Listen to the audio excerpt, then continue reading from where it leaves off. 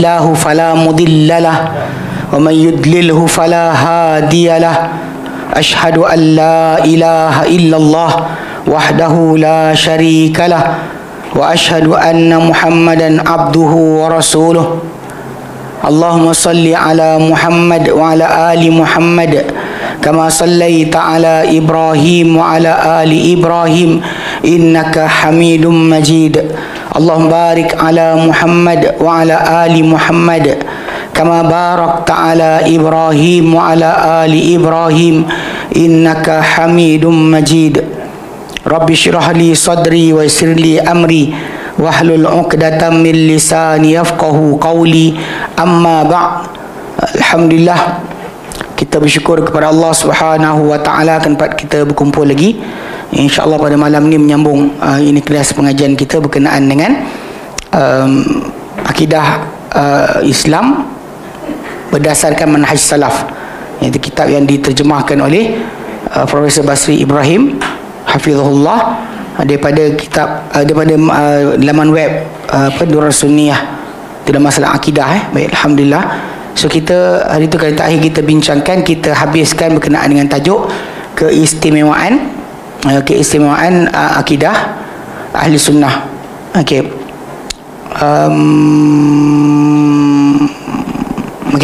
Keistimewaan akidah ahli sunnah ni kita kata hari tu dia pertama sekali sumber yang selamat, kemudian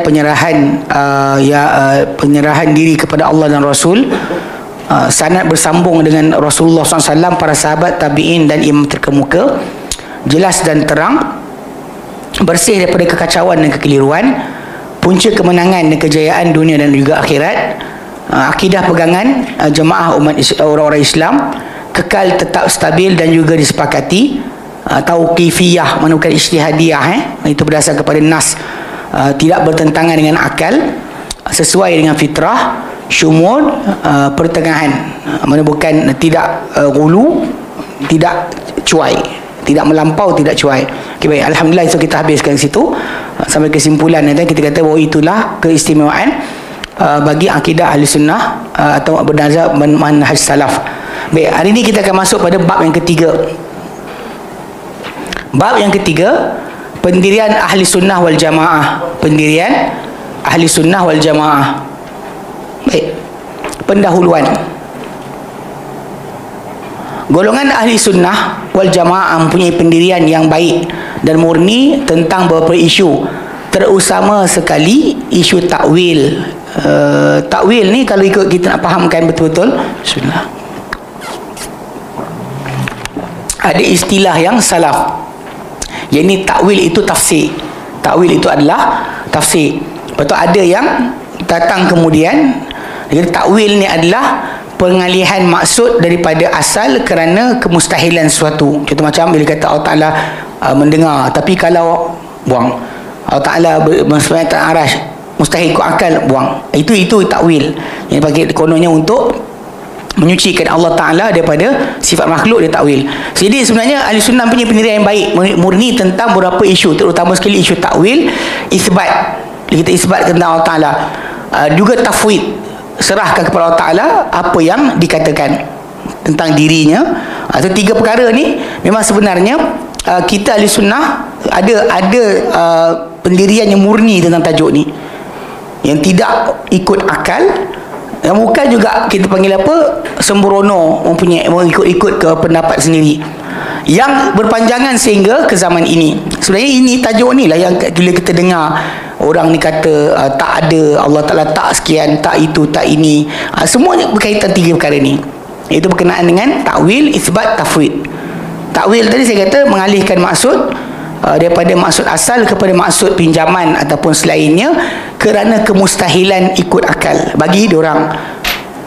Bagi kita maksud asal takwil ni adalah tafsir, bukannya takwil macam yang dikatakan tadi. Isbat, kita menetapkan bagi Allah Ta'ala apa yang Allah Ta'ala kata tentang dirinya. Sebenarnya takwil dan isbat ni sebenarnya kalau ikutkan kita dah sebut dari tu, kaedah al-sunnah adalah kita isbat dengan tanpa tamsil. Kita isbat Allah Ta'ala dengan tanpa contoh. Allah Ta'ala kata dia ada apa, kita kata ada. Macam mana? Tak ada. Sebab Allah Ta'ala laisa kamitslihi syai'. Tapi kita tanzih dengan tanpa ta'til. Kita tanzihkan Allah Ta'ala daripada keserupaan dengan makhluk, tetapi bukan kita buang maksud apa yang Allah Ta'ala kata tentang dirinya.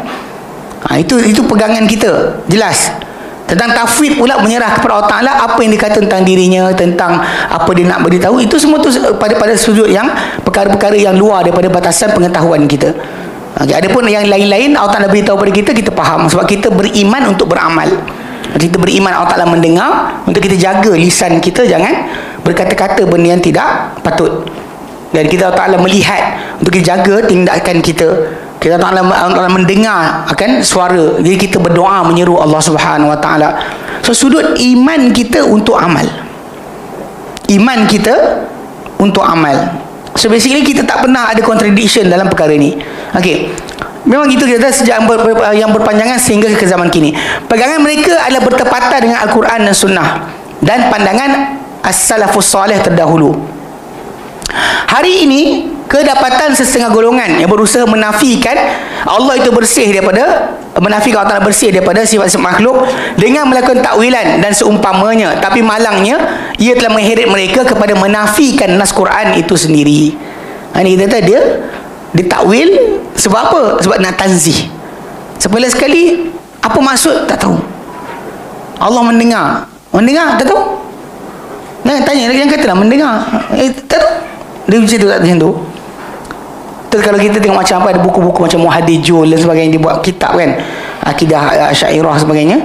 Sebenarnya dalam buku tu dia jelaskan, dia sebut berkenaan dengan, dia kata Allah Ta'ala tak melihat, Allah pelihat.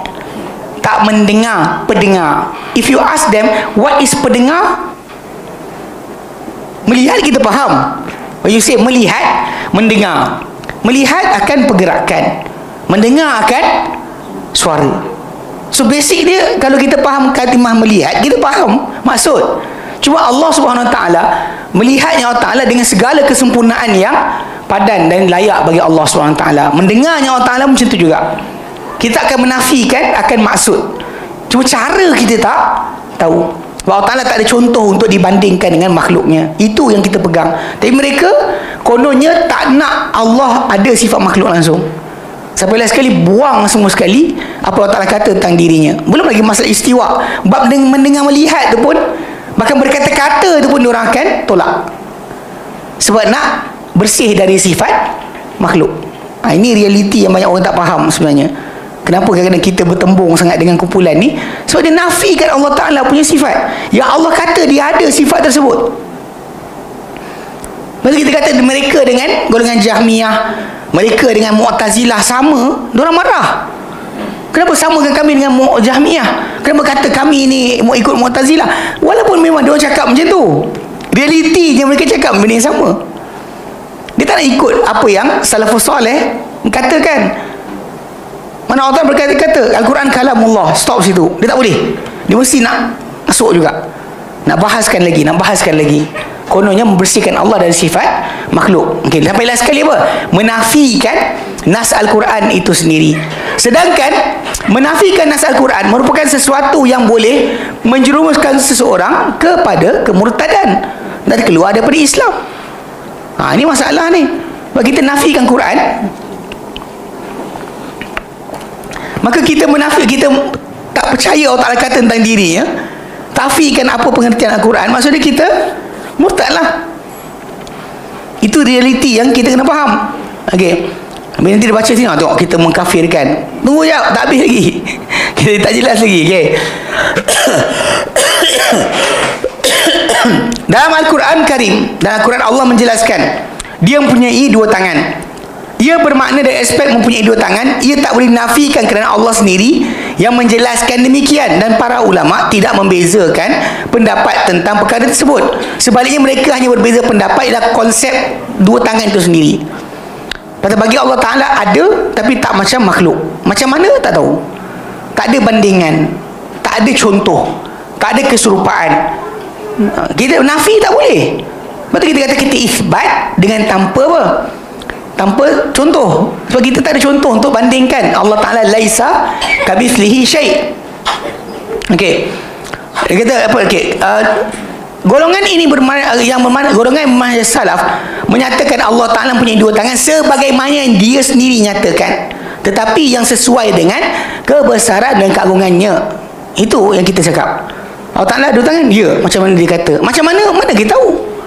Macam juga kalau kita aplikasikan kepada dengar, Allah mendengar, dengar, kita mendengar, Allah mendengar. Tapi mendengarnya Allah Ta'ala tak seperti mendengarnya kita. Kita mendengar perlukan kepada adanya udara. Kita kena ada telinga, kita kena ada saraf audio yang dalam telinga kita, ada gegendang, kena ada tulang tiga tersangkai. Lepas tu kita kena ada semua benda tu. Otak untuk menterjemahkan getaran tadi kepada bunyi. Kita perlu. Allah Ta'ala tak perlukan benda tersebut. Kita makhluk, Allah Khalik. Masalah mendengar kita faham. Macam Ibrahim kata apa? Alhamdulillahilladzi wahabani al-kibari Ismail wa Ishaq. Segala puji bagi Allah yang kurniakan aku ketika dah tua Ismail dan Ishaq.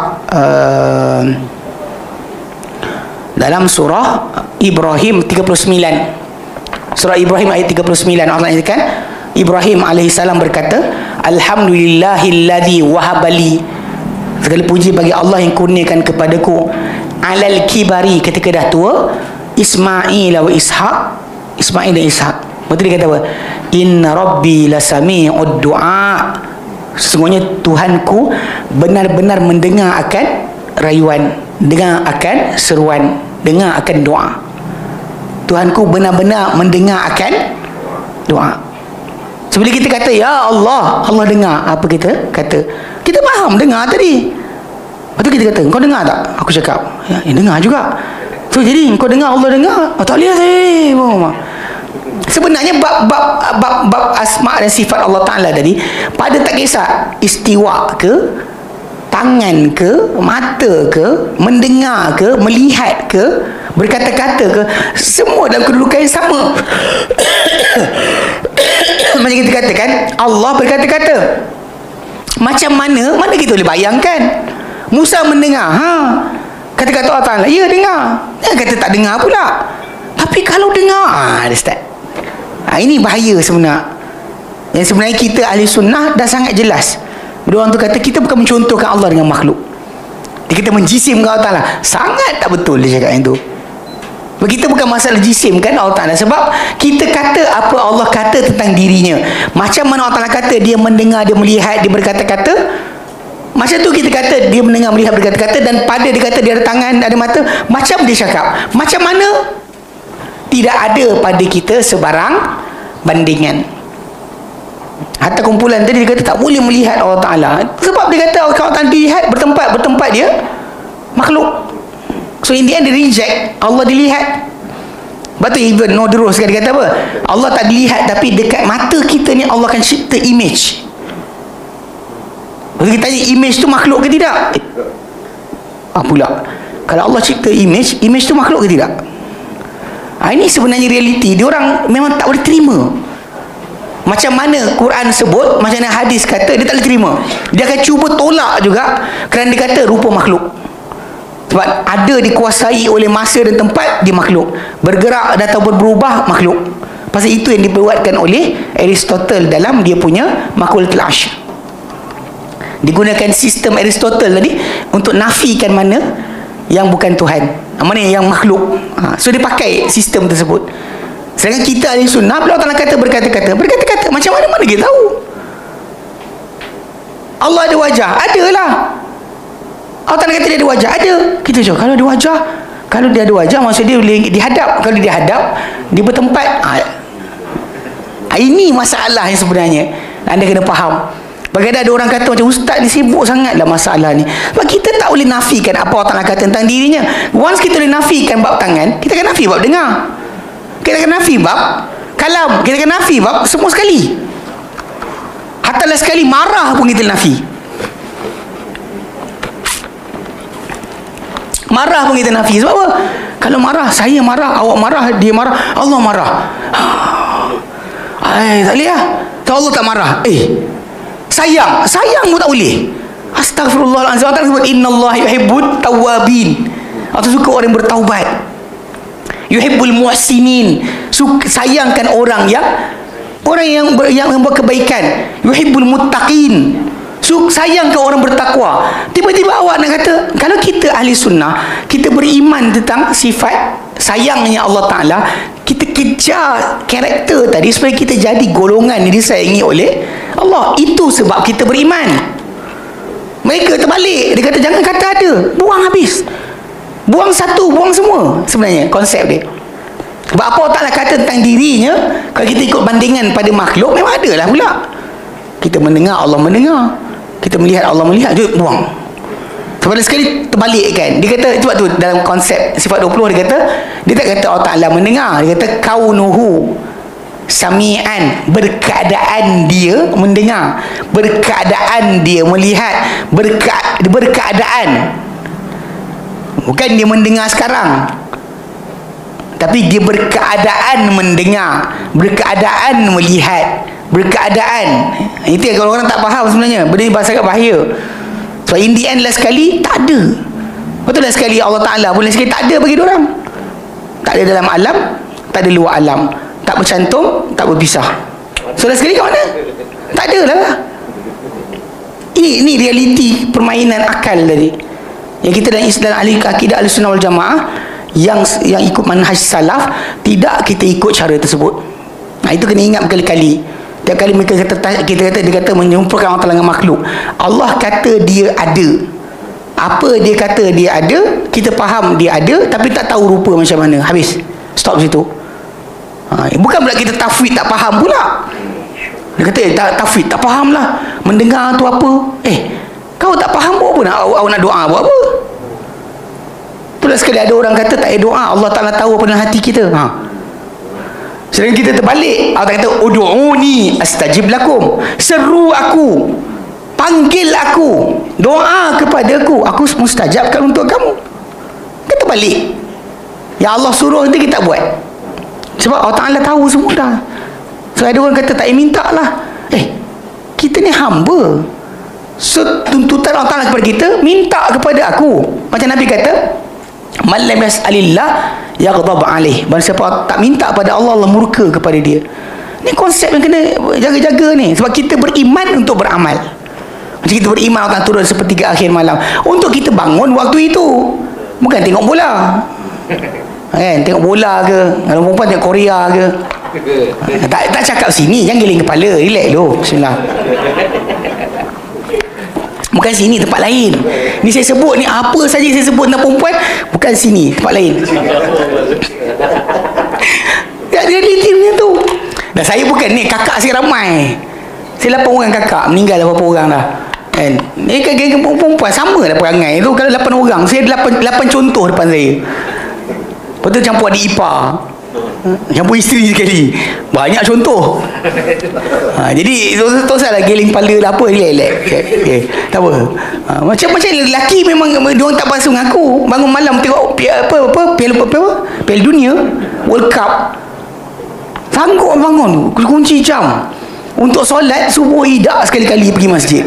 Idak dia bangun awal, bagi alasan pula masjid tu cepat sangat, masjid tu kunut subuh, macam-macam benda dia. Tak nak pergi punya cerita, habis keluar. Tapi diorang ustaz, diorang buat zikir kuat. Awak solat tidak? Solat balik lah lepas tu. Lepas tu tapi ustaz dia kunut semua. Kunut lah sekali, apa masalah dia? Tapi kita kamu doa, tak nak pergi cakap. Kalau malas, cakap malas. Hampir tu. So kena faham sudut dia memang, bila kita beriman Allah turun sepertiga akhir malam, pasal waktu tu waktu makbul doa. Takkanlah salafi malas pergi solat subuh. Mana? Saya bertekak dengan ramai orang dalam kelas. Dulu budak Faisal yang dulu yang pergi mana tu kan, dia macam tu, dia tak puas hati masalah kunut subuh. Saya terangkan daripada mazhab Ahmad, Imam Ahmad cakap sendiri, dia tak puas hati.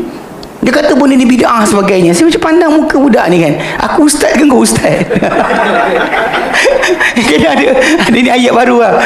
Itu kat kami dekat Al-Khadim malam, siapa entah seorang, dia tanya pasal masalah solat jamak suari. Saya kata jamak suri atau suari itu bukan suria. Dia keluar jamak suria. Dia kata meeting jadi terlampau meeting lama sangat, bertelajak. Saya kata teruk mana meeting pun takkan tak boleh berhenti pergi tandas. Boleh tak pergi tandas? Dia kata boleh. Kalau boleh tandas boleh, kenapa tak boleh pergi solat? Banyak orang cakap saya, dia kata ustaz saya gini. Boleh berhenti pergi tandas? Kalau boleh pergi tandas, kenapa tak pergi solat? Tapi ketika dia bincang tu, keluar jamak, dia tanya soalan, kalau seorang tu solat jamak suari atau suriah kata suari suriah 3:30 dia solat asar, dia solat zuhur, solat asar sekali 3:30. Saya kata itu bukan cara dia. Cara yang kata suari atau suri ni, dia lewatkan zuhur sampai akhir waktu, asar awal waktu, solat sekaligus, kemudian buatlah kerja. Atau berehat ke, berehatlah, tak kisah. Ataupun maghrib akhir waktu, isyak awal waktu. Itu yang Nabi sarankan kepada wanita yang istihadah, yang darah dia keluar banyak, yang tak boleh nak banyak kali datang menyucikan diri. So Nabi suruh dia buat macam tu untuk mudahkan dia. So saya kata boleh buat macam tu lah.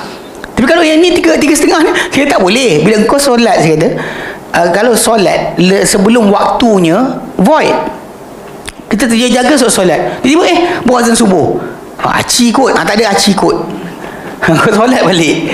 Sebab ini tak boleh. Sebelum waktu masuk, lepas waktu masuk terlambat boleh valid. Sebelum masuk waktu tak boleh solat. Memang void. Memang tak boleh. Tak akan jadi halal. Pelik kan macam, tapi tak boleh juga. Tak boleh, dia kata. Tak boleh. Suria tak ada, jamak suria tak ada. So kadang-kadang benda macam ni, macam kita kata tentang masalah ni kan. Tadi dia sembang saya lagi macam ni, kau ustaz ke aku ustaz? Ujung tu dia kata aku ustaz, aku diam macam cakap banyak.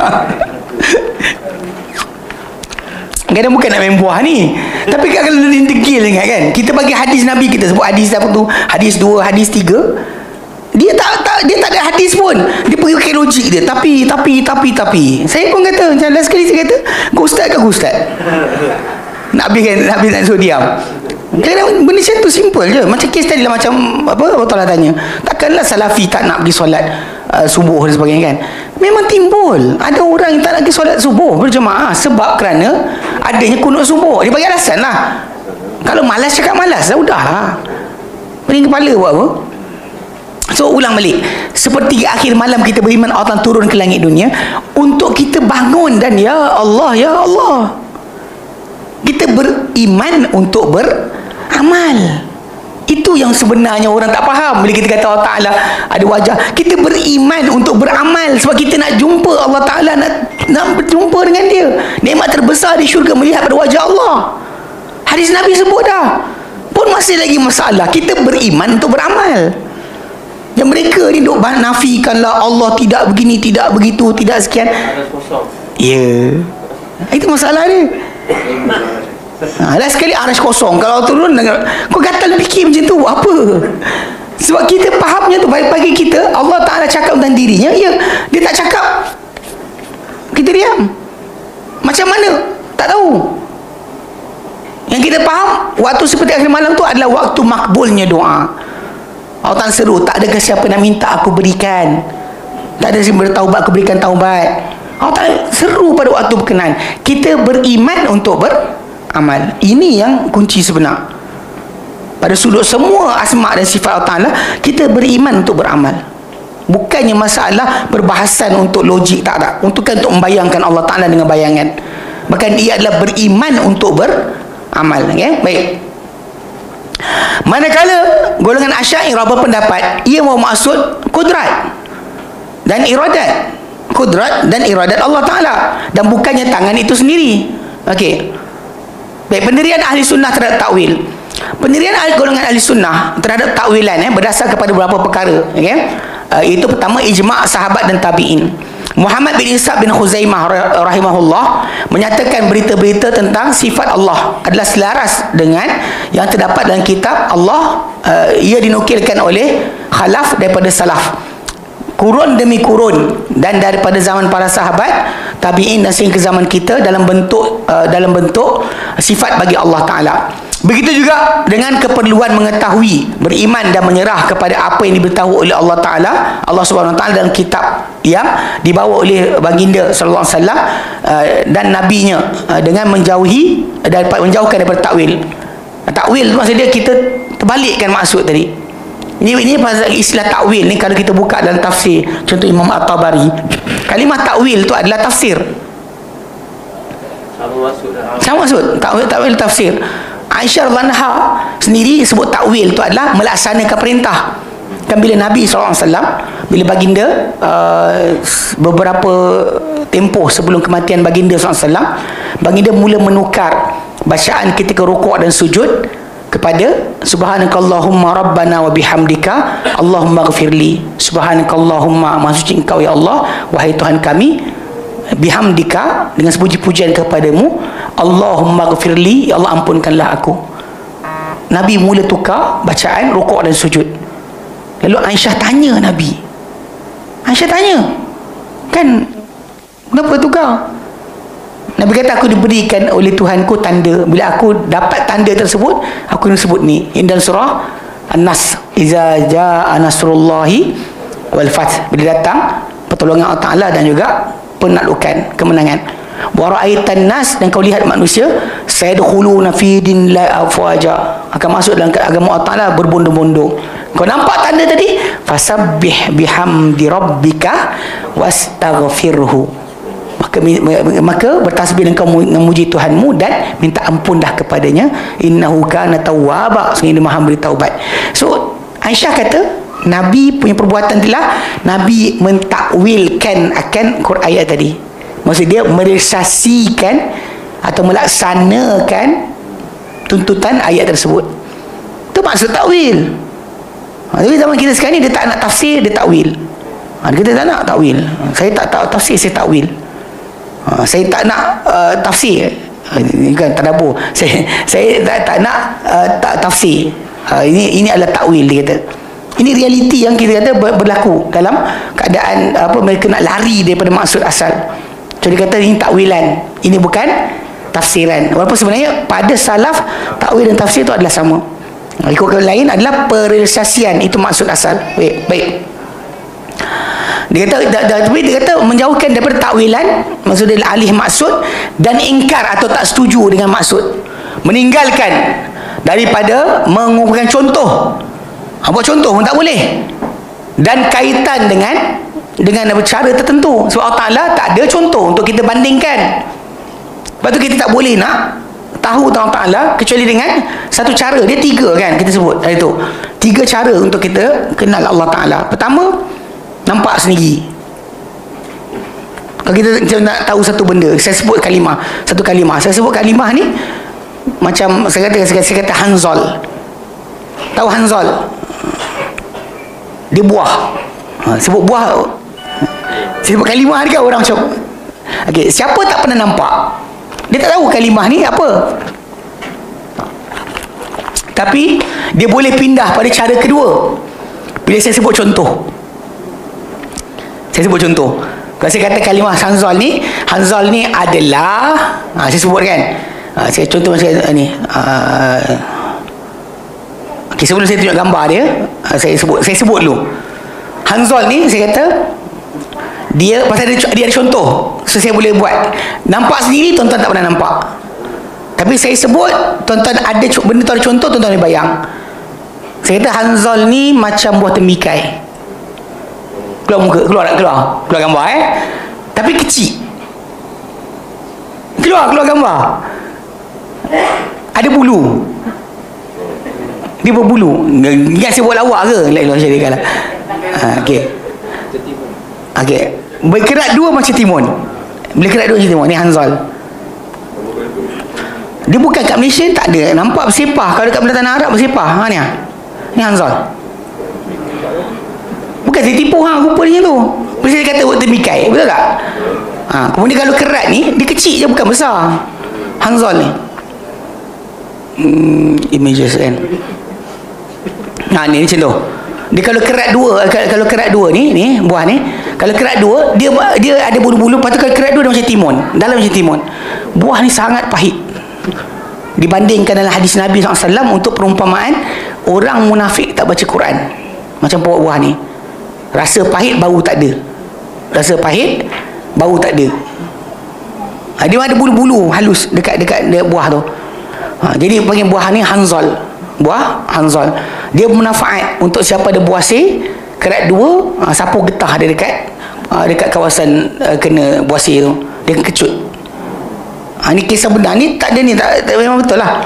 Okay. Sekarang bila saya sebut, bila saya sebut tadi hanzal, orang tak pernah tengok, tak nampak. Siapa pernah nampak? Nampak. Okey, sekarang ni bila kita nak kenal satu benda, kita nampak sendiri. Tak pernah nampak? Tadi. Tapi saya boleh jalan kedua. Jalan kedua kita ada contoh. So saya boleh bandingkan. Saya sebut ni, keluar gambar. Saya sebut temikai, ada gambar. Saya sebut saiz, ada gambar. Kan dia jadi ada gambar. Okey, bagi Allah Ta'ala, yang pertama dah tak boleh. Macam Nabi kata, kita akan lihat Allah Ta'ala kecuali lepas mati. Kedua, untuk contoh, laisa kamitslihi syai'. Awak nak contohkan apa? So dengan untuk Allah Ta'ala tinggal last je. Ini perkhabaran dia sendiri bagi tahu tentang diri dia, atau nabinya bagi tahu tentang dirinya. Habis. Tinggal itu je cara kita kenal Allah. Yang ini tak boleh, yang ini tak boleh. Yang ini tinggal. Sebab tu kita sebenarnya tak ada timbul masalah takwilan ke, bayangan ke, tak boleh bayang. Yang lain kita boleh bayang sebab ada contoh. Manusia ni walaupun dia unik, kawan kita unik, tapi unik dia tadi bukan maksud dia tak ada bandingan dekat dunia ni. Ada. Allah saja yang laisa lahu kufu, laisa lahu kufuwan ahad. Tak ada satu pun yang sekufur dengan dia untuk dibandingkan. Sebab tu kenapa tak ada bandingan untuk dibandingkan. Sebab tu laisa kamitslihi syai', tidak ada seperti umpamanya. Seperti umpamanya pun tak ada. So awak tak boleh bayang lah. Last tinggal satu je. Apa? Dia sendiri bagi tahu siapa dia. Kita tinggal itu je sebenarnya. Untuk mengenal Allah Subhanahu Wa Taala, tinggal itu je. Sama dia beritahu sendiri dalam kitabnya, atau dia beritahu kepada kita oleh nabinya sallallahu alaihi wasallam. Lain jalan semua bohong. Meditasi lah, pejam mata lah, cari titik Tuhan, semua bohong. Kan, duduk dalam gua tunggu sampai apa? Kebenaran datang, semua tak ada. Tak ada dalam ni. Ambil kain kelak tutup kepala macam apa? Geng-geng apa? Tarikat. Ambil tawajuh, tutup ni, dengar berzikir sampai bergema semua. Semua bukan. Sebab kita tinggal satu ni je. Ni satu je. Ini dia bagi tahu sendiri atau nabinya yang bagi tahu kita. Lain tak ada. Ni dua ni tidak akan jadi. Tak ada bandingan. Baik. Berarti kata tak ada dengan cara tertentu. Baik. Qadhi Abu Ya'la pula menyatakan bukti menunjukkan bahawa batalnya takwil ialah para sahabat dan tabi'in yang datang selepas mereka memahami ayat-ayat mengenai sifat Allah Ta'ala sebagaimana zahirnya dan tak berusaha untuk mentakwilkan dan memalingkan daripada zahirnya. Dia tak ada terbalik-terbalik pun. Takwil maksud dia alih dari maksud asal. Contoh maksud asal harimau adalah harimau lah. Bila jadi mustahil? Boleh. Sebab contoh saya kata, minta maaf lah lambat hari ni. Tadi ada rimau tengah jalan. Orang yang dengar macam, ustaz ni kata rimau, tapi rimau dekat Malaysia ni. Okey, kat sini lah, kat KL. Tapi kalau kata orang tu pergi LTP ke LPT? LPT. Kan kes rimau dilanggar berkali-kali. So kalau anda kata kita punya saudara balik daripada Kelantan, balik-balik kan, tu gila tadi dekat highway, rimau besar. Kita nampak apa? Rimau betul ke rimau tipu? Betul lah. Dia masalah kemustahilan tadi. Bila kita tengah duduk dekat jalan Salak Selatan ni, kau tahu malam tadi kereta tak boleh jalan, ada rimau tengah jalan, kita cuma mana boleh. Nampak tak? Kemustahilan itu bila akal kita tak boleh pegang. Walaupun mungkin betul rimau tu keluar, memang ada rimau tu berlepas, ada sarkas lintas depan ni, terjatuh rimau dia, tinggal dekat depan ni. Jadi realiti dia, masalah penafian guna akal ni yang problem sebenar dia. Itu dia kata takwil tadi, sebab mustahil. Kita tanya balik, ikut apa mustahil tadi? Ikut akal, bukan ikut nas, bukan ikut dalil. Pada kita ikut dalil tak ada masalah, sebab kita dah ada guideline besar. Laisa kamitslihi syai'. Habis. Dia kata Allah Ta'ala kata dilihat, ya, laisa kamitslihi syai'. Dia orang kata ada tangan, ya, laisa kamitslihi syai'. Wajah dan seterusnya, apa dia kata tentang dirinya tidak kita nafikan. Dan tiap kali orang tanya macam mana, laisa kamitslihi syai'. Simple kan? Orang pergi tak ada, terbalik lah, tak nak, sebab orang nak larikan daripada realiti. Alasan dia sebab mustahil. Bila kita kata LPT tadi kan, rimau, LPT, LPT, rimau kan. Bila sebut pasal baik kali jadi kes, orang terlanggar rimau lompat tengah jalan, semua tu menyebabkan kita, kalau orang balik LPT kata, uish, ada rimau tadi, terus kita rimau hakiki, bukan rimau majazi. Bukan rimau kiasan.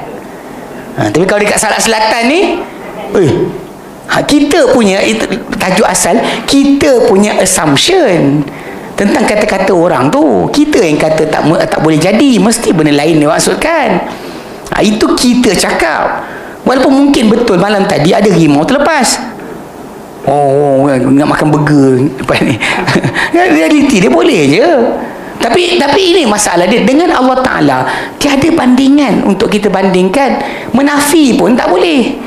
Kalau kita boleh bandingkan, maka kita nafikan sebab kita banding sebenarnya. Lepas tu sebenarnya orang yang mentakwilkan ni sebab dia tashbih. Kenapa? Dia membayangkan, betul. Kerana dia membayangkan, sebab tu dia takwil. Kenapa dia sibuk larikan maksud? Sebab dalam kepala dia ada gambar. Takkan macam ni. Maksud dia yang bayangkan. Kita ahli sunnah tak perlu pada perbuatan berkenaan, sebab kita tahu apa saja Allah Ta'ala kata, ya. Macam mana? Laisa kamitslihi syai'. Habis cerita. Itu je asas pertama kita. Okey? Dia kata, jika takwil itu perlu dilakukan, sudah tentu mereka lah golongan yang lebih dahulu melakukannya, kerana ia boleh menghilangkan kekeliruan. Sepatutnya diorang lah buat dulu. Hatta Nabi sendiri SAW patut cakap dulu. Maka Nabi sendiri tak patut gunakan kalimah yang sedemikian.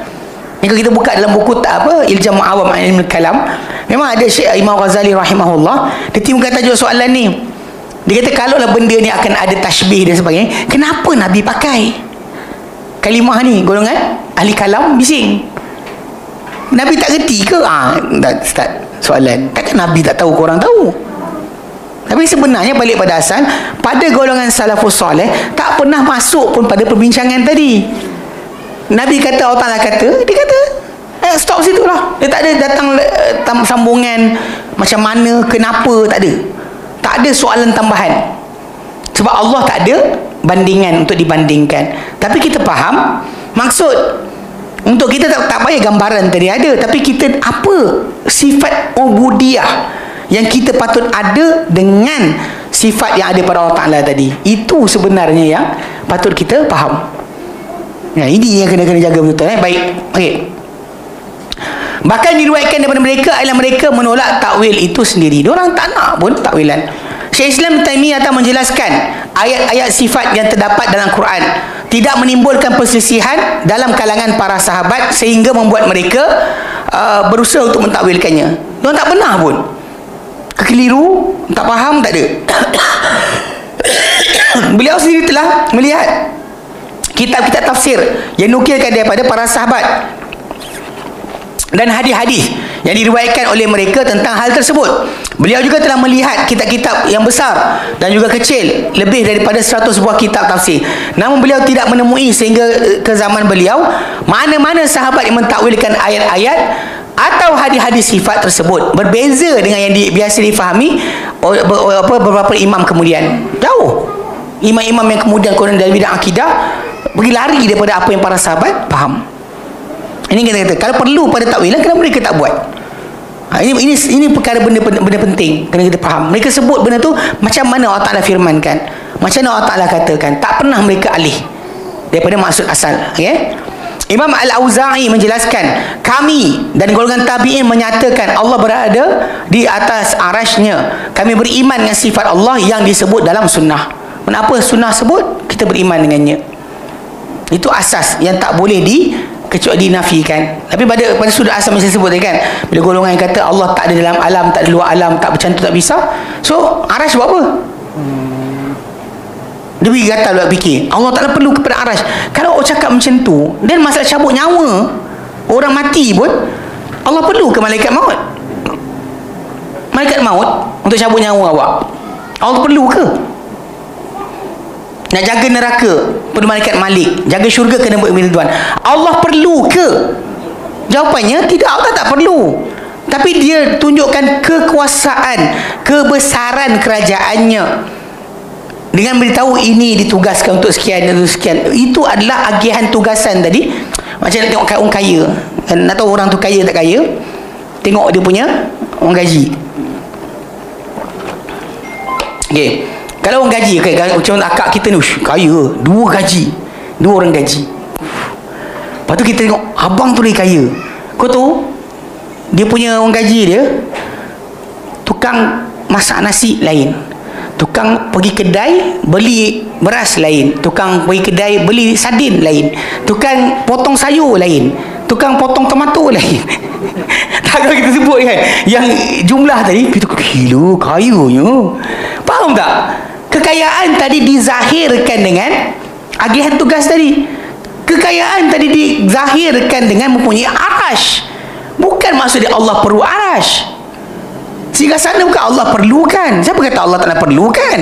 Tak pernah dikata dia perlukan. Dia kata dia ada. Dia kata ada lah. Tak ada pula. Lepas tu dah sekali keluar arasy orang beriman. Hati orang beriman arasy Allah. Ilaha illallah wa la syarikalah. Hati punya kotor, tiba Allah punya arasy kat situ. Semua ni kontradik. Punca dia sebab kononnya nak bersih Allah dari sifat makhluk. Okey. Kemudian B, ijma' ahli sunnah dan ahli hadis. Imam At-Tirmidzi pula menjelaskan setelah menghuraikan tentang hadis tangan kanan Allah. Dia kata apa? Ramai dalam kalangan ulama mengupas tentang hadis tersebut dan lain-lain seumpamanya. Begitu juga tentang hadis turun. Tuhan turun ke langit dunia setiap malam. Mereka menyatakan ia merupakan hadis yang sabit, perlu diimani, tak wajar diragui dan tak wajar ditanya bagaimana. Macam geng-geng sidang kalam, dia tanya, apabila Allah turun kat sini, lepas tu maghrib kan turun lagi, lepas tu isyak kan turun lagi. Ini masalah dia. Kita faham kalimah, tak tahu cara. Stop situ dah lah. Nanti kan belas kali semua nak ni, nak kita nak ragui malam qadar. Malam qadar ikut Jepun ke, ikut Saudi ke, ikut US? Yang tu keluar ajaran sesat. Pada malam ini bulan berada betul-betul di atas Kaabah, maka bla bla bla bla. Kan ada dia punya orang edar. Nanti ada Ramadan kan ada lah orang edar. Benda garut ni. Saya ingat sekali tu kita marah, kita tegur benda ni. Saya tegur orang tu tegur dalam grup dia punya kawan-kawan. Saya jawab lah. Lepas tu kan ada orang telefon daripada grup yang dihantar tu, ada orang telefon dan saya simpan lagi nombor akak tu. Saya simpan akak nak kena sekolah. Tak serius, saya simpan tak ada lagi dalam handphone saya. Saya tengah buat isi, saya buat kereta, dia telefon. Assalamualaikum. Saya kata ya. Salam, saya kata. Awak ke yang tegur tajuk masalah malam ni tak boleh, malam apa suruh orang nak beramal, saya awak tak bagi. Saya kata mana satu ni kak? Malam ni sekian. Saya kata ya betul, benda tu bukan daripada hadis Nabi, bukan ajaran Nabi. Awak ustaz ke? Lebih kurang kot ustaz. Awak ingat semua ustaz betul ke? Ilah syarikat dia nak sekolah dengan kita pula. Waktu tu dia kait dengan Mufti Meng.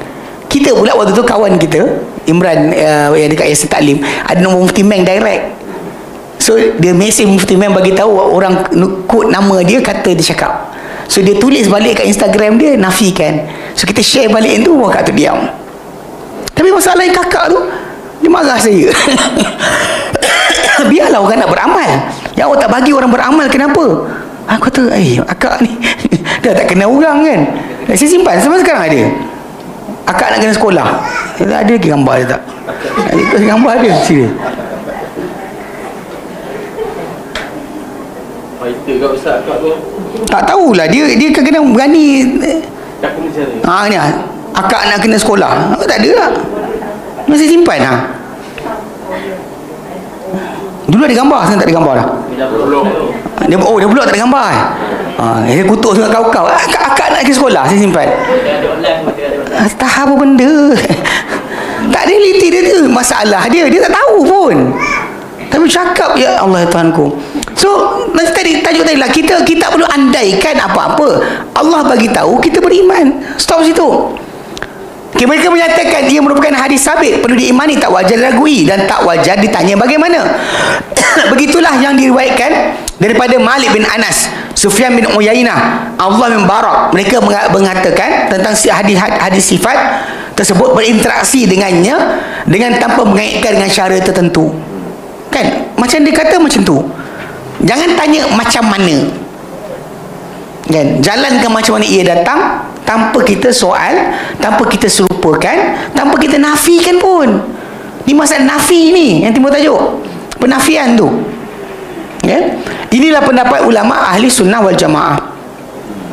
Imam Ibn Abdul Bar pula menjelaskan ahli sunnah berijma' atau bersepakat memperakui sifat-sifat Tuhan yang terdapat dalam Quran dan sunnah dan beriman dengannya. Mereka memahaminya dengan bentuk hakikatnya yang sebenar, bukan secara majas atau simbolik. Kan saya sebutkan simbolik tadi kan. Hakikat, rimau hakiki, rimau majazi.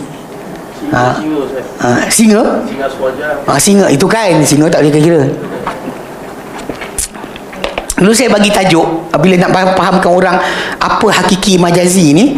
Macam kalau saya kata, kalau sebut kat Malaysia ni, minta maaf tuan, saya lambat, ada singa tengah jalan di Malaysia, dia akan jadi majazi.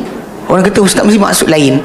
Tapi bila saya pergi Kenya, di Kenya kan rimau singa kan, rimau tak ada, singa kan bersepah tepi jalan. Kita pada dalam kelas, minta maaf tuan-tuan, lambat kelas hari ni, ada singa tengah jalan. Orang yang dengar tu faham singa betul. Kita di Malaysia kita guna istilah tadi, dia bagi majas lah, mesti ustaz maksud lain ni, bukan singa betul. Tapi saya tukar, sekarang saya tukar LPT, rimau, tembung dengan rimau di LPT. Memang semua orang kata hakiki, bukan majazi. Tapi kalau dekat Salak Selatan ni ada rimau tadi depan tu, macam ada rimau tadi, dia akan jadi majazi. Dia bukan hakiki. Sebab otak kita akan cuba try to faham macam mana boleh singa terlepas, rimau terlepas berjalan dekat Salak Selatan. Itu cara dia. Tapi dalam konsep pada Allah Ta'ala, kita faham maksud, ulang balik, kita faham maksud, tak tahu cara. So macam Allah Ta'ala kata ada tangan, adalah. Macam mana kita tahu? Menafikan kerja kita. Sebab dalil nanti insyaAllah akan datang, kita akan dengar nanti. Macam bila Allah Ta'ala kata kepada Iblis, ma mana'aka antas sujud lima khalaqtu biyadai, apa menghalang engkau sujud kepada apa aku cipta dengan dua tanganku. Kan tadi kan dia kata kudrat dengan iradat kan. Kau ikutkan semua benda lain, Allah Ta'ala cipta kudrat dan iradat. So kenapa Allah Ta'ala lebihkan Adam? Hatta kita nanti di hari kiamat, ketika mana kita minta Adam beri syafaat, antara benda kita sebut tentang Adam adalah, wahai Adam, kau bapa manusia, Allah Ta'ala cipta kau dengan dua tangannya, Allah Ta'ala tinggal kau dalam syurganya. Kita akan sebut untuk ungkit kelebihan yang dia ada sebelum kita minta dia beri syafaat kepada kita. Menciptakan dengan dua tangan, dan bukan dua kuasa, dan dengan dua kudratku. Apa salah pula kaitan macam tu? Dia kata dua kudrat, dua tangan lah. Jangan terbalikkan nama tadi. Tapi dia kata kemustahilan pakai akal, itu tajuk lain. Kita kata Allah Ta'ala kata ada. Macam mana kita tahu? Mana kita tahu? Kita faham kalimah, tak tahu cara. Okay? Baik. Cuma mereka tidak mengaitkan dengan cara tertentu dalam memahami sifat-sifat tersebut. Memang salafus saleh, dia memang tak kaitkan atau cara tertentu dalam memahami sifat tersebut, dan tidak membataskannya dengan batasan tertentu. Sebaliknya bagi ahli bid'ah pula, Jahmiyah, pengikut Jahm bin Safwan, Mu'tazilah, pengikut Asim bin Atta, Khawarij, okay? Mereka semua mengingkarinya dan tidak memahaminya berdasar hakikatnya yang sebenar. Itu yang hakiki. Mereka beranggapan orang yang memperakui sifat-sifat Allah Ta'ala, Allah SWT tersebut sebagai orang yang berfahaman musyabbihah. Tiba orang tu faham kata Allah ada, awak tasbih Allah dengan makhluk. Kita kata tang mana? Kita kata ada dan kita sebut laisa kamitslihi syai'. Bukan kita nafikan apa maksud, tidak juga kita serupakan. Awak sekarang ni menafikan maksud. Alasan tak nak serupakan, lalu Allah Ta'ala nak awak nafikan maksud langsung. Kita tahu kita ada hak untuk nafikan maksud. Bagi kita faham Allah Ta'ala kata tentang dirinya, dan tak ada siapa lebih benar kata-kata banding Allah. Wa man asdaqu minallahi qila, siapa lebih benar kata-kata banding Allah? Kau tak gambar dan kelas mana gambar okey. Saya datang kelas hari ni, Ustaz Adli tengah bil-bil baik. Abang-abang kita gelak baik apa? Anak-anak kau dia pergi kerja. Baik. Okey, golongan ini dilihat oleh golongan yang mengisbatkan sifat-sifat yang terdapat dalam Quran, kerana sebagai golongan yang menafikan Tuhan yang disembah. Bagi kita anggap diorang menafikan Allah Ta'ala. Okay. Pendapat yang benar adalah pendapat orang yang berpegang dengan sifat-sifat yang terdapat dalam kitab dan sunnah Rasulullah SAW. Mereka adalah imam-imam ahli sunnah wal jamaah. Betul pegang. Okay. Syekh Abu Usman As-Sabuni pula menjelaskan golongan ahli hadis yang berpegang dengan kitab dan sunnah mengenali Tuhan mereka berdasar daripada sifat-sifat yang diturunkan wahyu tentangnya atau diperakui oleh Rasulullah SAW dalam hadis-hadis baginda sallallahu alaihi wasallam, dan dipindahkan selepas itu oleh golongan yang dipercayai lagi adil kepada generasi yang berikutnya. Mereka mengisbatkan apa telah disebutkan, apa disebutkan oleh Allah untuk dirinya dalam kitabnya dan menerusi lisan Rasulnya sallallahu alaihi wasallam. Mereka tidak pernah mengubah ungkapan-ungkapan tersebut dari tempatnya. Okey, dia tak ubah. Tapi ada orang kata, ustaz kami itu jangan terjemah. Ada orang kata jangan terjemah. Kalau tak terjemah awak nak faham apa? Contoh macam sami'. Allah sami', apa maksud? Tak tahu. Apa sami' lah? Apa sami'? Sami' jangan cakap ada, dia jangan cakap dengar. Itu masalah dia. Macam tadi kat tangan yang terjemah. Bersemayam istiwa yang baru keluar Quran baru kan. Yang dipanggil plagiat, plagiarize. Ambil Abdullah Basmih punya kitab Pimpinan Ar-Rahman tu, terjemahan Al-Quran Pimpinan Ar-Rahman terbitan Perdana Menteri, tukar kalimah yang asal. Kalau nak buat Quran baru, jangan pakai orang punya. Yang letak nama tempilan dibetulkan balik, tak, buat kitab baru. Macam dia kata tukar Ar-Rahman Ansyistawa ke dalam yang asal Allah Basmih tulis Tuhan yang Maha Penyayang di atas aras bersemayam. Ditukar Tuhan yang penyayang di atas aras beristiwa. Kalau kita tanya istiwa tu apa? Istiwa lah. Istiwa tu apa? Kita terjemah pun jangan. Kau tak terjemah nak faham apa?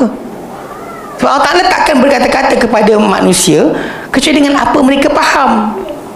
Itu maksud dia. Cuma bagi Allah kita tahu tak ada bandingan, tak ada contoh. Itu yang beza dia. Baik. Okey, dia kata tak ubah mereka juga tak pernah mengubah ungkapan-ungkapan tersebut daripada tempatnya sebagaimana dilakukan oleh golongan Mu'tazilah dan Jahmiyah. Allah Subhanahu Wa Ta'ala telah melindungkan golongan ahli sunnah daripada penyelewengan pengaitan dengan cara tertentu dan penyerupaan dengan sifat-sifat makhluk. Tidak mereka ubah pemahaman, tidak mereka contohkan dengan contoh kepada makhluk. Itu yang Allah Ta'ala pelihara pada ahli sunnah. Imam Al-Baghawi menjelaskan ketika menafsirkan firman Allah Subhanahu Wa Ta'ala, thumma stawa 'alal arsh, kemudian dia Allah Ta'ala beristiwa di atas arasy atau bersemayam di atas arasy. Golongan Mu'tazilah mentakwilkan istiwa iaitu bersemayam dengan istila, dengan perkataan menguasai. Tetapi golongan ahli sunnah menyatakan istiwa itu di atas arasy adalah sifat bagi Allah tanpa membabitkan cara tertentu. Kita faham bersemayam, kita faham Untuk manusia kita faham, untuk Allah Ta'ala kita tak tahu cara dia. Yang diorang ni bila dia istilah, sebenarnya itu tak ada pernah datang daripada pemahaman bahasa Arab. Kebanyakan mereka ni cuma balik pada istawa jadi istaula. Istaula maksud menguasai. Istawa bersemayam, istaula menguasai. Kenapa dia tukar pada menguasai? Pasal menguasai tadi tak ada terbayang dalam kepala kita contoh. Menguasai dengan kuasanya. Problem dia pula, istilah istiwa dengan istaula ni akan membayangkan bahawa arash ini asal bukan dikuasai Allah Ta'ala, kemudian Allah Ta'ala kuasai. Satu. Kedua, maksud istawa di istaula tadi datang daripada syair seorang lelaki Nasrani pada zaman Bani Umayyah bernama Akhtal. Dia bukannya orang zaman jahiliyah, bukan awal Islam, bukan zaman awal-awal zaman para sahabat. Dia datang pada zaman Bani Umayyah ketika bahasa dah rosak. Kita tahu bahawa kalau kita lihat balik pada sudut belajar nahu, grammar bahasa Arab, sering dirujuk kepada Abu Aswad Ad-Du'ali, pembantu Ali bin Abi Talib, atau nama dia Zalim bin Amr. Zalim cakap apa nama dia itu? Zalim bin Amr atau Abu Aswad Ad-Du'ali. Yang dia ni bila start zaman dia perkahwinan Arab dengan bukan Arab, kahwin campur berlaku, bahasa rosak. Anak dia lah yang mula-mula sekali kata pada bapa dia, ma ajmalul qamaru. Bila sebut ma ajmalu, maksud dia jadi apakah bulan yang cantik. Anak dia nak kata alangkah cantiknya bulan. Sepatutnya anak dia sebut ma ajmalal qamaru. Tahu, baris satu je.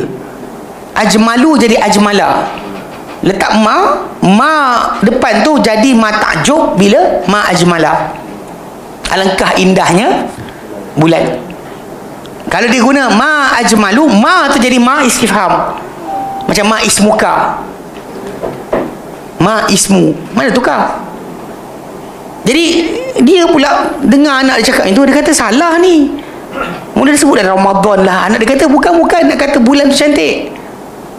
So dia pun lepas tu kata pada anak dia, bukan macam cakap, dia ngadu kat Ali bin Abi Talib. Lepas tu perintahkan supaya dia buat titik bunyi pada Al-Quran. Ini zaman Ali. Sedangkan Bani Umayyah datang belakang lagi lepas tu. So Akhtal ni seorang penyair zaman Bani Umayyah, bukan zaman Ali, zaman Bani Umayyah belakang lagi. Yang dia bersyair dengan satu syair, dia kata laqad istawal bishru 'ala al-Iraq bi ghairi sayfin bidun sayfin wala damin muhraq. Telah menguasai Bishr bin Hakam itu ke atas Iraq dengan tanpa pedang atau darah ditumpahkan. Tapi sebenarnya terbalik, memang ditumpahkan darah.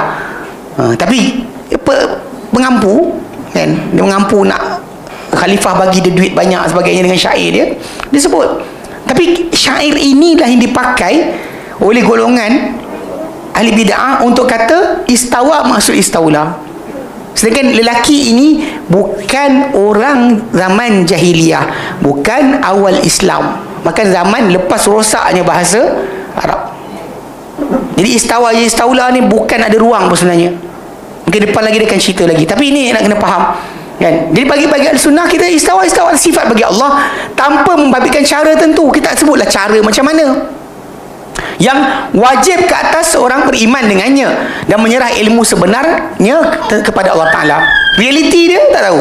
Macam jawapan Imam Malik bin Anas ketika ditanyakan oleh seorang lelaki kan, istiwa kan, dia kan Imam Malik kata al-istiwa maklum, atau dalam riwayat lain ghairu majhul.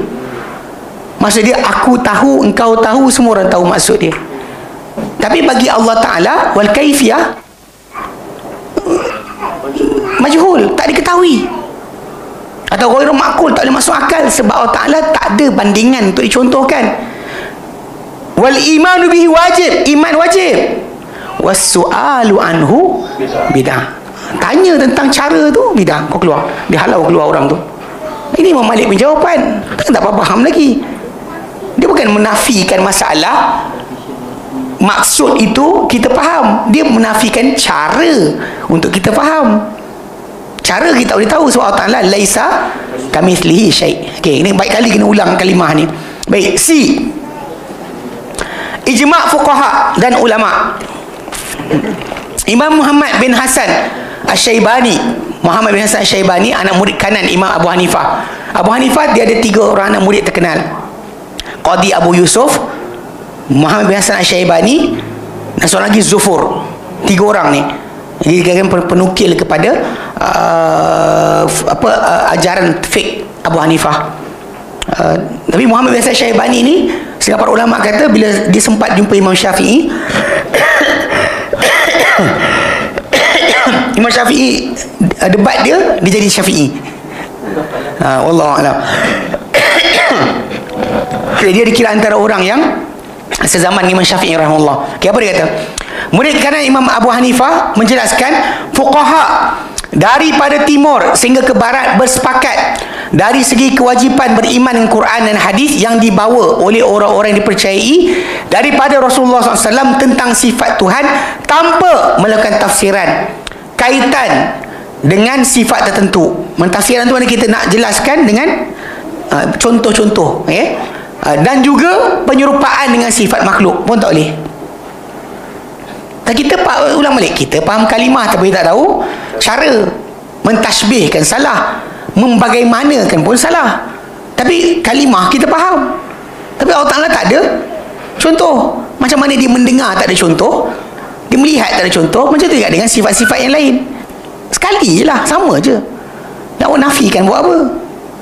Dia buat nafikan. Masalah dia tadi pasal tajuk dia konon takdiskan Allah Ta'ala daripada sifat makhluk. Dan sekali tak ada langsung. Bukan tak ada ni, tak ada langsung. Tuhan pun tak ada. Okey? Sesiapa yang mentafsirkan sesuatu sifat tersebut, bermakna dia telah terkeluar daripada apa dilakukan oleh Nabi SAW dan memisahkan diri daripada jamaah, kerana dia telah menyifatkan sifat Tuhan dengan sesuatu yang tidak ada. Sebab bila dia bandingkan dengan makhluk, dia cuba terangkan mana mungkin dia lebih tahu tentang Allah banding Allah dalam penafian, ataupun dia mengisbatkan dengan cara tertentu. Macam ini. Contoh dia kata Allah mendengar macam habis. Allah bersemayam macam habis. Dia kata macam je habis. Sebab tidak ada ruang untuk dia bercakap sedemikian. Sebab Allah Ta'ala ghaib. Kita memang Allah Ta'ala sebut dalam Quran. Dalam surah Al-Mulk contohnya Allah Ta'ala kata innal ladzina yakhshawna rabbahum bil ghaibi. Saja je dia tebuk kan. Innal ladzina yakhshawna rabbahum bil ghaib lahum maghfiratun wa ajrun kabir. Semua orang yang takutkan Tuhan mereka dengan ghaib, bukan dengan nampak, untuk mereka ada keampunan dengan ganjaran yang besar. Dan dalam surah Yasin, innama tunziru man ittaba'ad dzikra. Lama tak baca Yasin lah, ikut Habib. Innama tunziru man ittaba'ad dzikra. Engkau hanya mengingatkan sesiapa ikut peringatan.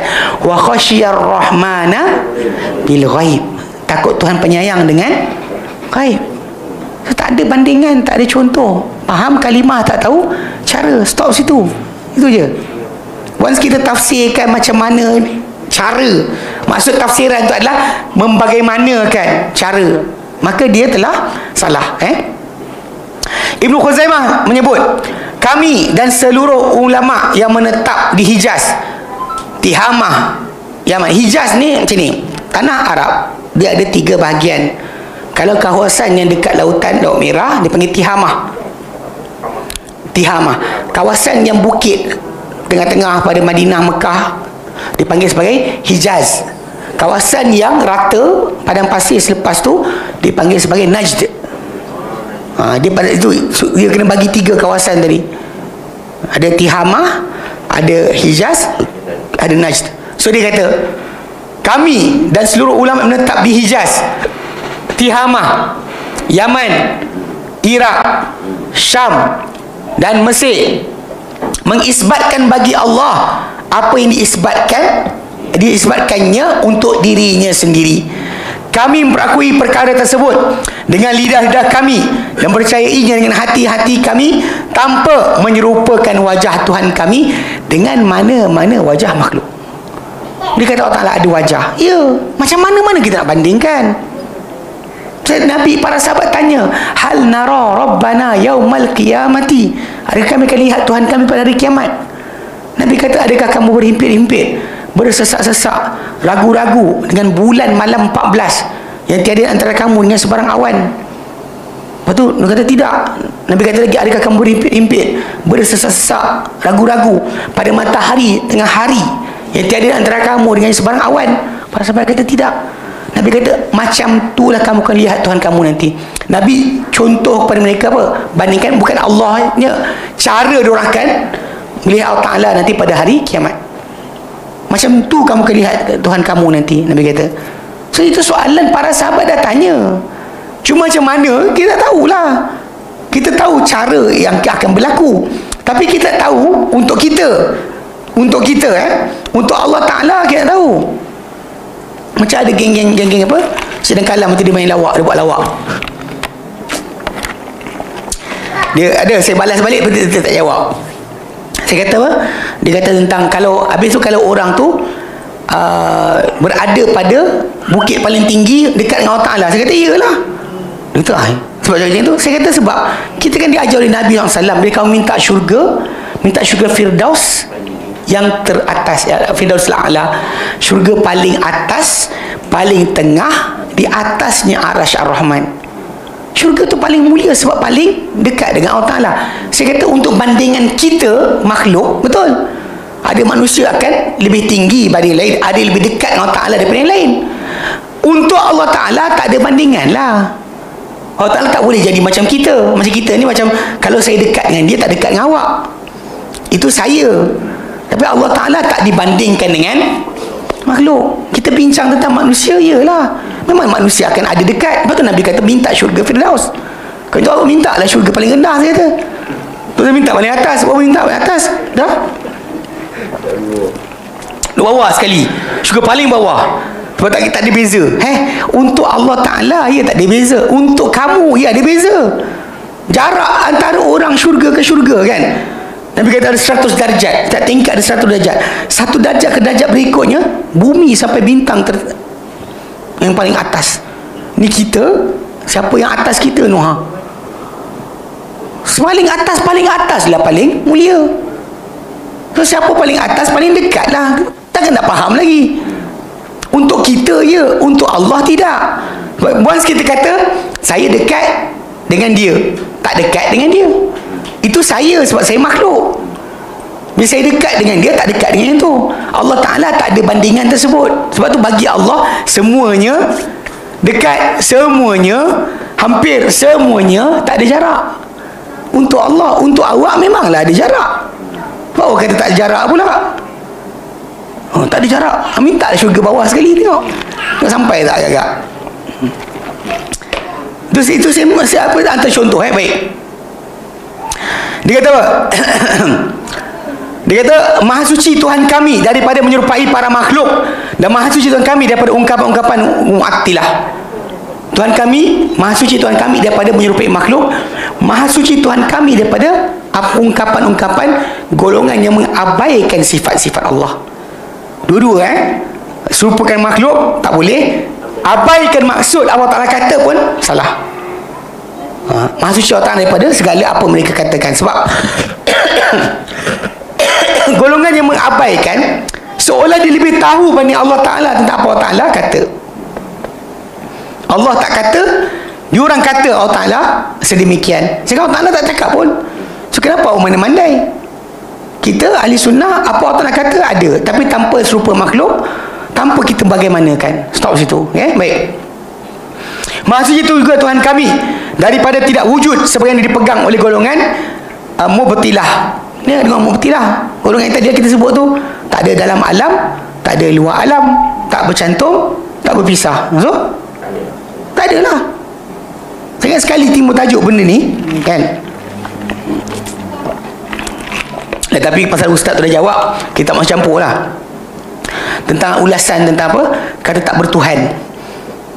Ada timbul tajuk sekali tu, tajuk tentang tak bertuhan. So dia kata macam, tengok golongan Wahabi ni menuduh orang tak bertuhan. Awak yang gatal cakap macam tu. Kalau siapa yang bodoh sekalipun dengar, faham. Tak ada dalam alam, tak ada luar alam, tak bercantum, tak berpisah. So kat mana? Tak ada. sebenarnya bukan tak ada. Kita ni lah dia. Wadah terwujud lah. Kita ni lah dia. Semua yang ada ni adalah dia. D, capital D bukan dia tak. Itu yang jelaskan mengaku Tuhan tu. Sebab tu siapa-siapa belajar ilmu yang pelik-pelik macam style apa sifat 20 ni, banyak sangat yang datang last kali tinggal solat. Berhenti solat sebab apa? Dia Tuhan dah. Macam mana dia solat kepada dia menyembah kepada yang dia mempunyai diri, ayat dia. Macam mana dia nak menyembah diri sendiri, apa dia yang mempunyai diri. Kita tak sebut diri sendiri. Dia pemilik diri, dia sembah diri sendiri. Buat apa? Dia pun kan dalam kita ada dia. Dalam dia ada kita semua. Ya, lagu M. Nasir. Tak, lagu M. Nasir tu itulah dia cerita dia.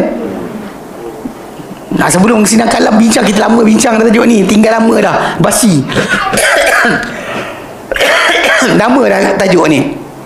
Tajuk apa lagu? Cermin Mimpi. Lagu apa? Dalam dia ada, dalam aku ada dia, dan dalam dia ada semua. Benda tu lama dah. Lagu Hud-Hud. Kawan-kawan kita duduk Yaman lama dah bincang tajuk ni.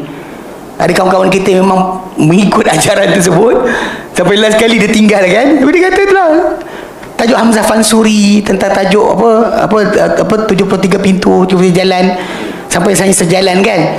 Yang dia kata Al-Gojo tangan pancung dulu tu Al-Hallaj kan, dia kata Anal Haq. So, tahan, tunggulah, jangan pancung tu, bagi aku ke kebenaran akhir ini untuk nyatakan semua benda. Itu sebenarnya lagu Wadah Terwujud tu. Bukan dah baru, lama dah. Cermin Mimpi lagi. Di dalam dia aku melihat, dalam aku melihat dia. Dalam dia ada kita semua. Sebenarnya kita sama. Last sekali sembah berhala tu ayat minta dekat batu pun ya. Dengar kan ayat. Minta kat pokok pun tak apa. Sebab hakikatnya dia. Minta kat berhala pun tak apa. Sebab hakikatnya habis. Sebab tu kita lihat kesyirikan berlaku pada kumpulan ni sangat jelas. Kenapa dia buat? Sebab dia kata semua ni adalah dia, semua ni Tuhan. Sebab tu ayat yang dia kata tak ada dalam alam, tak ada luar alam, tak bercantum, tak berpisah. Sebab alam ni dia. Itu asal sebenar kenapa jadi kaut. Orang kita tak faham macam apa hal dia kata ni. Sebab ada maksud kenapa dia cakap macam tu. But in the end, hujung tu nanti bila kita minta, tak? Minta pada wali, macam minta pada Allah jugalah.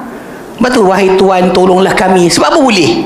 Sebab kawan tu pun dia bertindak kepada alam semesta macam Allah Ta'ala. Sebab dia yang ni benda ni kadang-kadang kena perhatikan. Ni yang kau macam lepat dia. Kau tanya balik, belajar sifat 20 lah tu. Dia kan belajar Tauhid 3. Betul? Tak tanya balik. Sebab ma'ani, salbiah, maknawiyah kan. Sa'adiyah, numadiyah pun ada lagi tu. Ini faham orang kita ni kadang macam pelik. Sebab itulah realiti saya secara peribadi. Memang saya, bapak saya dulu ikut tarekat. Saya ada kad Pertubuhan Ahli Sufi se-Malaysia. Serius, bapak saya dekat. Pergi ke apa, Lengging, Negeri Sembilan, pergi ke mana entah, Batu Kurau, Solok dan sebagainya. Biasa pergilah. Saya tahu lah benda ni. Sebab tu dalam rumah saya yang apa, syiar geng-geng tarekat ni, ilahi anta maksudi wa ridhaka matlubi. Ilahi, Tuhanku, anta maksudi, engkaulah tujuanku, wa ridhaka, ridhamu, matlubi, tuntutanku, pencarianku. Benda tu kat rumah tampal, gantung kat rumah saya. Ada benda tu besar-besar digantung. Dan syiar geng tarekat. Saya bukan tak tahu benda ni, bukan tak tahu. Kalau geng hakikat pun kita jumpa juga. Tapi tajuk tadi lah, pasal kenapa kita pada ahli sunnah tadi, kita tak boleh last sekali jadi macam orang. Kita mengabaikan sifat Allah Ta'ala, berakhir dengan last sekali kita Allah. Itu realiti dia. Baik. Kerana menggambarkan Tuhan itu tidak mempunyai sifat. Tadi kata last sekali Tuhan tak ada sifat. Tak ada ini, tak ada ini, tak ada ini. Last sekali tak ada. Itu maksud dia. Maha suci Allah Ta'ala daripada ungkapan dikeluarkan golongan Jahmiyah yang mengingkari sifat Tuhan kami yang Allah Ta'ala sifatkannya dalam kitabnya dan menerusi lisan Rasulnya sallallahu alaihi wasallam. Imam Ibn Abdul Bar menyatakan, kami telah meriwayatkan daripada Malik bin Anas, Al-Auza'i, Sufyan bin Sa'id dan Ma'mar bin Rashid tentang tentang hadis berkaitan sifat Allah. Kesemua mereka menyatakan, berinteraksilah dengannya sebagaimana ia datang. Macam mana ia sebut, macam itulah kita patut berinteraksi dengannya. Ibnu Qudamah Al-Maqdisi menjelaskan, tidak ada khilaf dalam kalangan ahli ahli nukilan, baik yang sunni maupun yang bid'ah. Ahli nukilan maksudnya ahli hadis lah, ahli penukil bagi asar daripada hadis Nabi SAW. Tak ada khilaf bahawa mazhab salaf memperakui sifat-sifat Allah, melalukannya, itu menjalankannya macam mana ia datang, menyerahkan kepada orang yang memperkatakannya dan meninggalkan tak menafsirkannya. Serah pada Allah Ta'ala tentang apa yang dia kendaki. Tapi kita bukan tak tahu maksud, kita cuma serahkan masalah apa? Cara. Maksud kita faham Allah Ta'ala cakap tentang diri dia. Okay. Begitulah berita yang datang dari mereka, baik secara umum maupun secara terperinci. Ibnu Qudamah juga menjelaskan, mazhab salaf rahimahullah alaihim ialah beriman dengan sifat-sifat Allah Ta'ala, nama-namanya yang Allah Ta'ala sifatkan di dalam ayat-ayat dan kitabnya, atau menerusi lisan Rasulnya tanpa sebarang tambahan,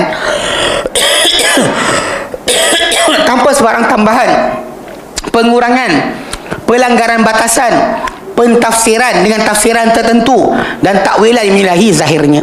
Takwilkan salah zahir pun tak boleh. Ketika menafsirkan ayat 54 surah Al-A'raf yang disebutkan sebelum ini, Imam Ibn Katsir menjelaskan ia menimbulkan banyak pendapat dan pandangan.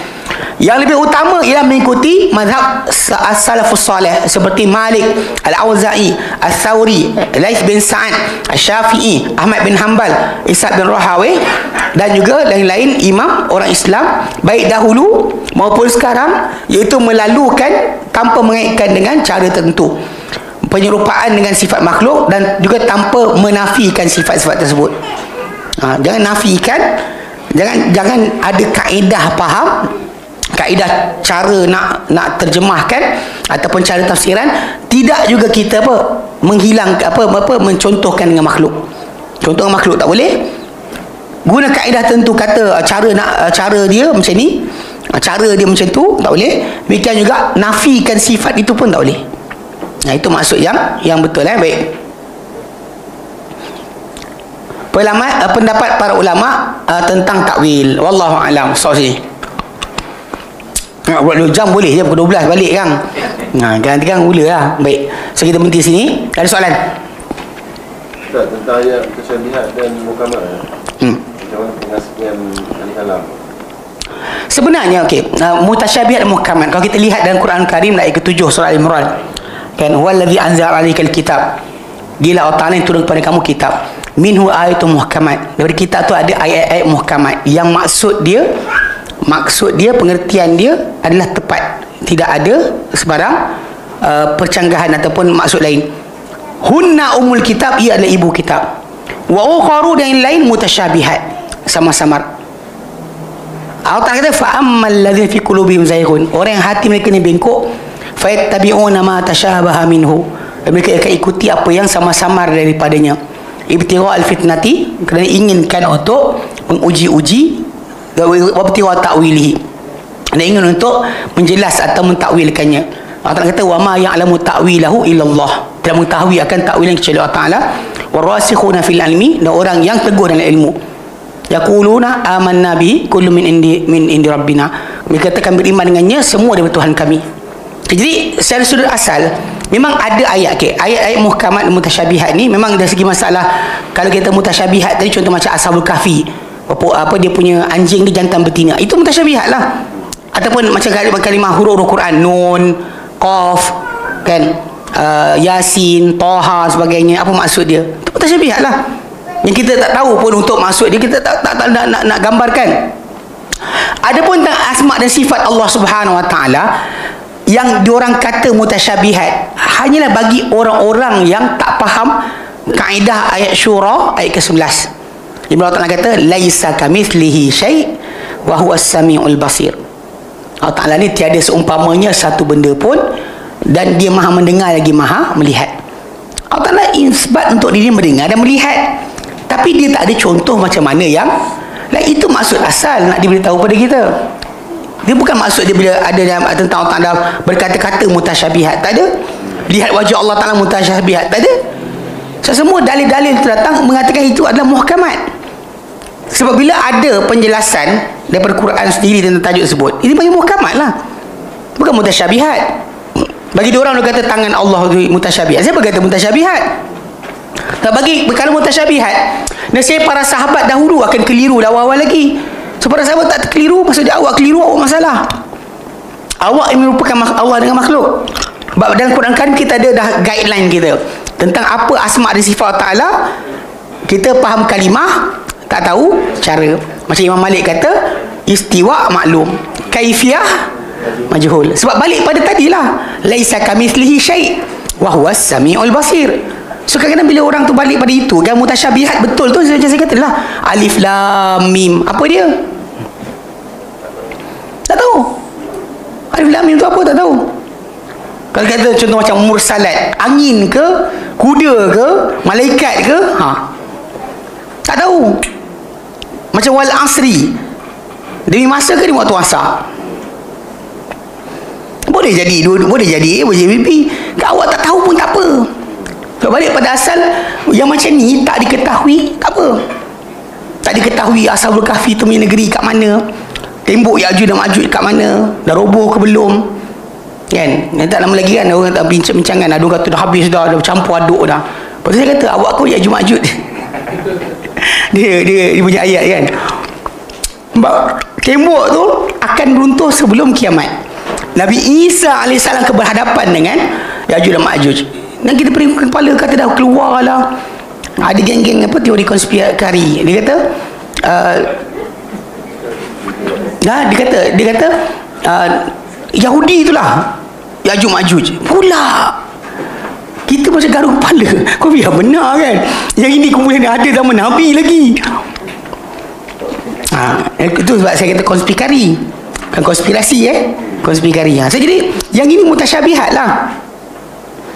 Bila dia akan jadi, macam contoh macam bila tentang apa, bila tanda Allah Ta'ala datang tak diterima lagi taubat, apa tanda tadi, itu yang bagi mutasyabihat, tak diketahui maksud dia mana satu. Tapi kalau pada sudut macam asma dan sifat Allah Ta'ala, mana mungkin Allah Ta'ala bagi tahu kita, suruh beriman dengan dia, tetapi dia tak bagi tahu cara betul.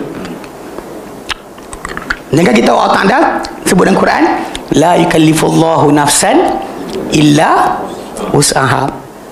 So kalau dia kata tentang iman Allah Ta'ala jadi sama-sama, betul ke iman? Mungkin betul, mungkin tidak, masalah lah. Menunjukkan bahawa benda tu luar keupayaan kita. So bila luar keupayaan, mustahil Allah Ta'ala isbatkan dengan tajuk tadi, dengan ayat mutasyabihat tentang diri dia. Tak, semua difahami. Sebab tu bila kita beriman tentang sifat asma sifat Allah Ta'ala, untuk kita beramal. Lepas tu kalau orang tu kata ayat mutasyabihat, dia salah. Sebab dalam Quran dah bagi guideline. Macam Imam Malik kata, istiwa maklum, kaifiyah majhul, iman wajib, soal bidah. Faham okey, baik, wallahu a'lam. Kita berhenti sini. Wassallallahu ala Muhammadin wa sallam, alhamdulillahirabbil alamin. Subhanakallahumma wa bihamdika asyhadu an la ilaha illa anta astaghfiruka wa atubu ilaik. Assalamualaikum